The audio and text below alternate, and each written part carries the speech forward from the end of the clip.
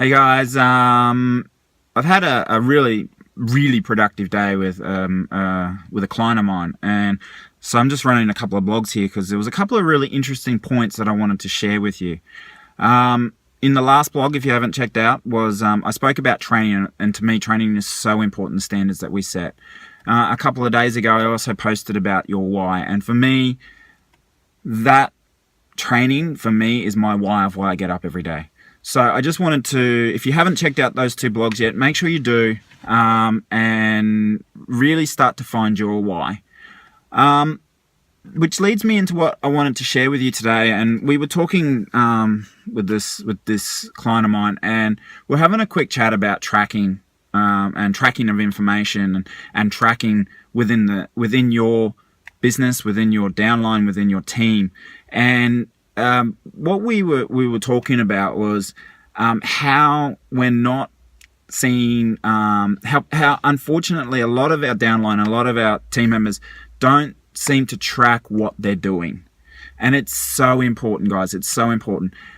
When you start to see the results and you know why you're doing something and you start to track it, you're going to be more open to seeing where you're going. If you understand where you've got different elements within the process that you're working in, and you're tracking each stage of that process, and you're keeping a little tally. Now, that how you can track it is very simple. You can get a simple piece of paper, draw a couple of columns in there of your different stages of either an interaction with a client or processes through the day, and tracking all the stuff that you're actually doing in that line. So if you're looking at it from a sales perspective, guys, how many meaningful leads are you actually generating that are coming into your business, into your team? How many of them are you having actual meaningful conversations and actually bringing what you do, how you're doing it, and how you can help their business? How many conversations are you having there? How many are you referring to either your sales presentations, or you're actually getting a one-on-one conversation with them?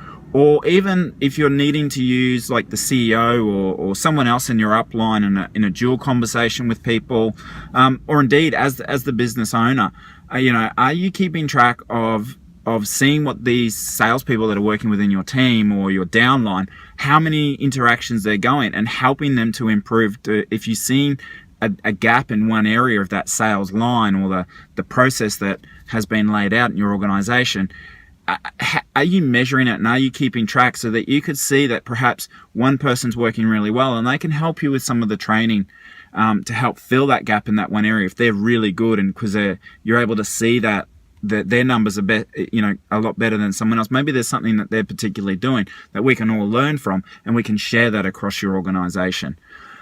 So guys, I really wanted to highlight the importance there of actually tracking and taking a little bit of time. This doesn't have to be difficult. Something simple as, like I said, an A4 sheet of paper with a couple of columns in there about the different processes, the different stages, of each of the part in your organization, the different stages. Like I said, could be just your leads, could be your meaningful conversations, your one-on-one conversations with an upline or your CEO, and tracking them. And as a leader, making sure, guys, that what you're doing is that you're keeping an eye on this, and you've got a rough idea on what your numbers in those different stages, depending on how many leads are coming in, what your conversion or your rates should be.